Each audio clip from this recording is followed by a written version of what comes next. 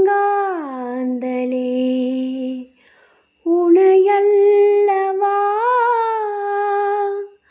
செல்லத்தென்றலே உனை ஈந்தவா அழைத்தேன் உன்னை